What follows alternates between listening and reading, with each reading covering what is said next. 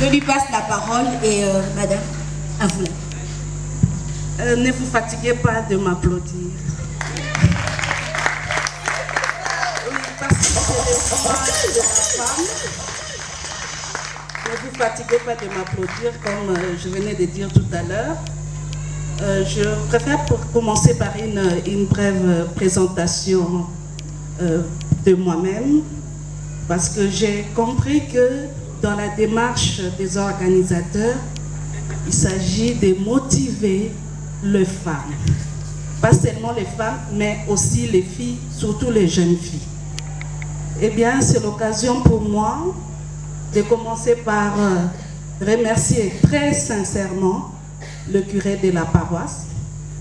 Je ne suis pas de cette paroisse, je suis de la paroisse Nondassa, mais j'ai estimé que c'est quand même un geste qui marque le fait que le curé tient au respect des droits de la femme.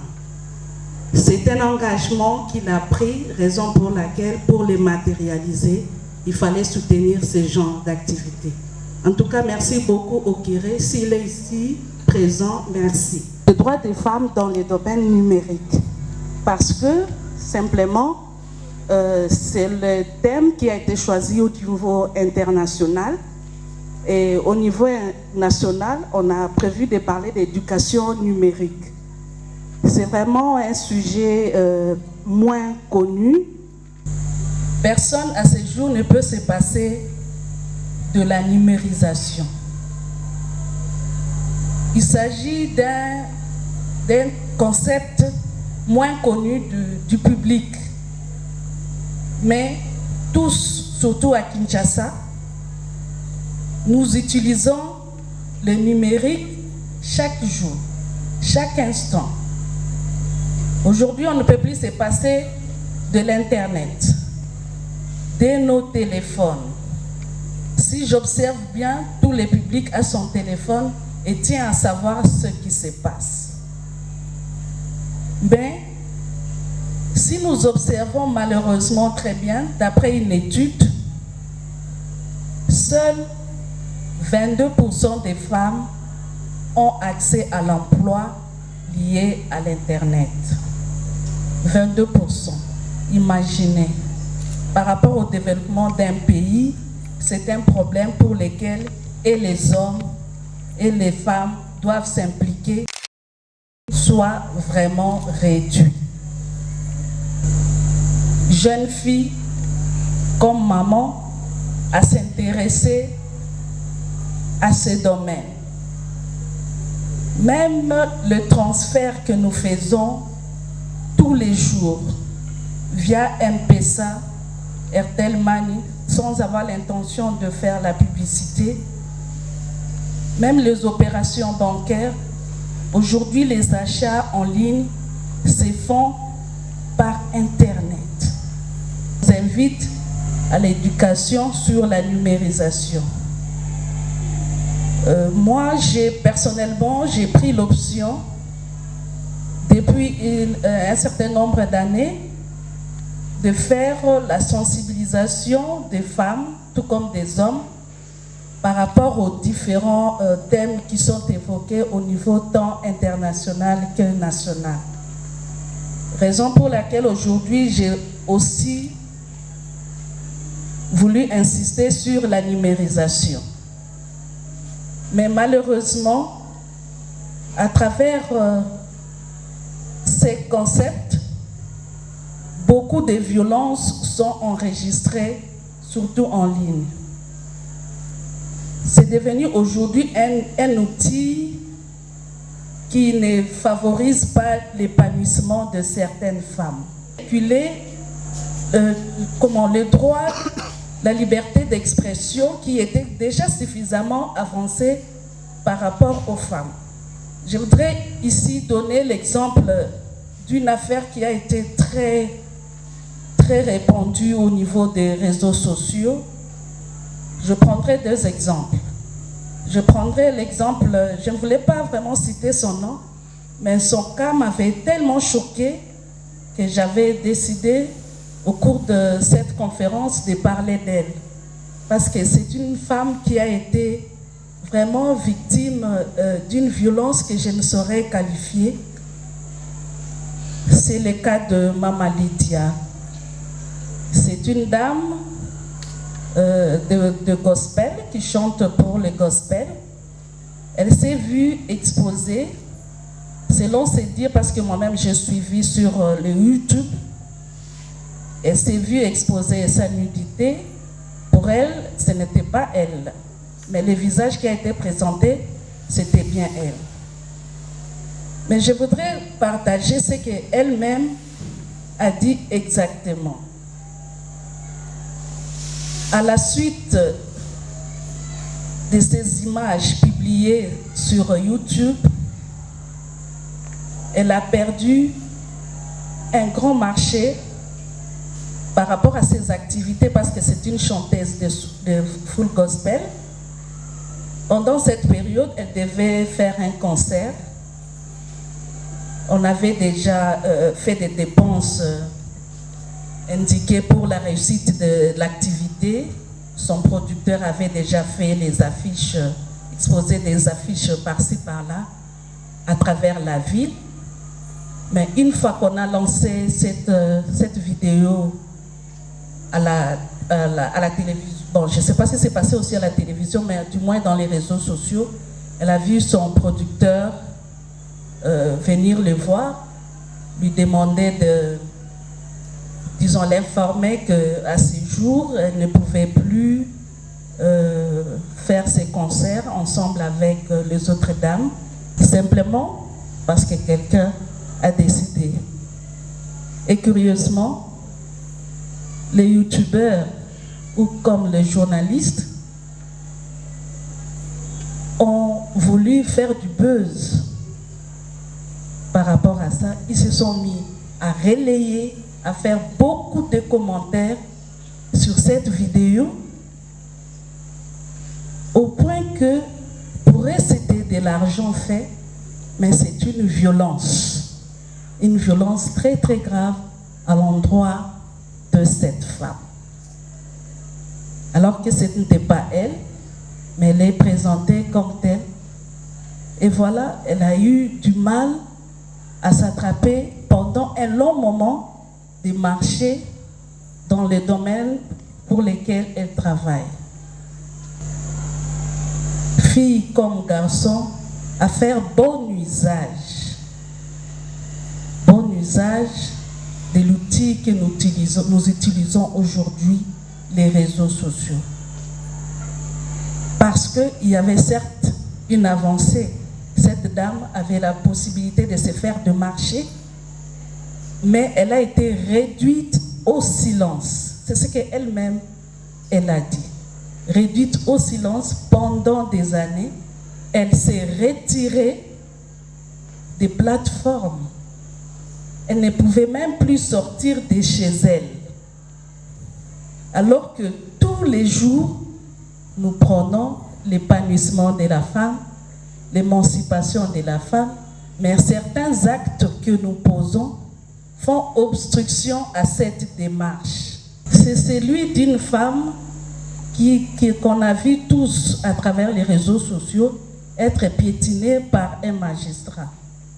Ça, c'est aussi un cas très très grave de violation de droits de la femme.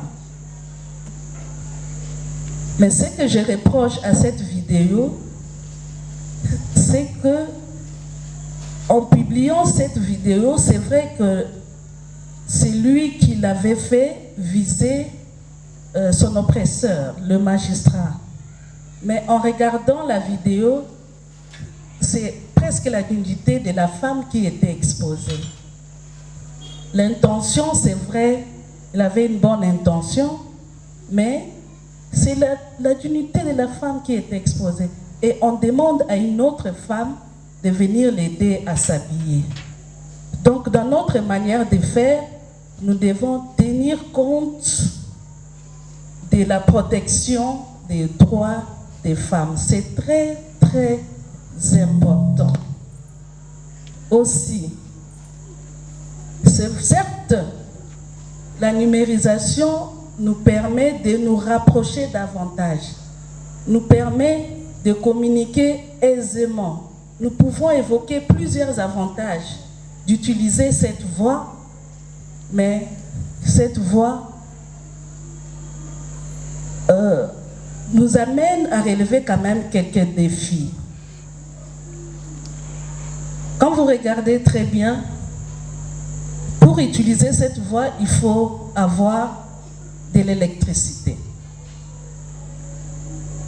Pour utiliser cette voie, il faut avoir des moyens. Mais quand vous regardez très bien, ce sont les femmes qui sont très exposées.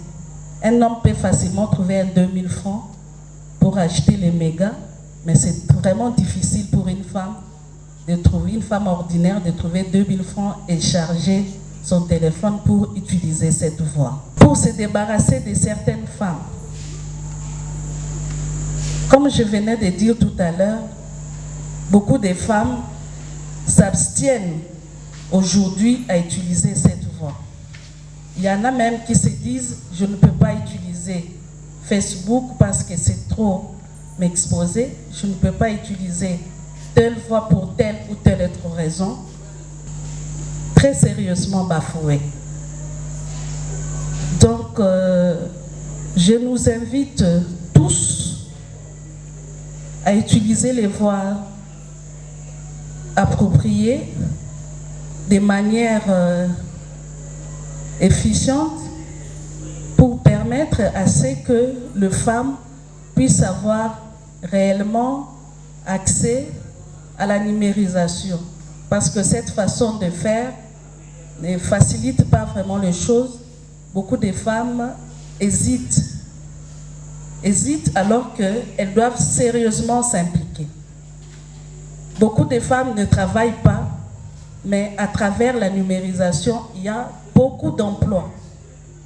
Beaucoup d'emplois pour lesquels les jeunes filles peuvent s'impliquer de sorte à se faire de l'argent, de sorte à se trouver un emploi, à développer certaines aptitudes, mais à travers nos téléphones, au lieu de l'utiliser de manière inappropriée, nous pouvons les utiliser en développant certaines habitudes et se faire de l'argent soi-même, en créant ses propres entreprises à travers son téléphone. Voilà un peu, en quelques mots, ce que je voulais partager avec vous sur les droits des femmes qui sont en permanence violés dans les domaines numériques. Mais entre-temps, je voulais parler de moi-même. Je voulais parler de moi-même en tant que veuve et avocate. Je suis également chef des travaux à l'université de Kinshasa. Pour moi, en venant ici, je pensais que je pouvais trouver les mamans veuves. Parce que c'est une expérience que moi-même j'ai vécue. Je voudrais encourager les femmes veuves. Les femmes veuves qui sont ici.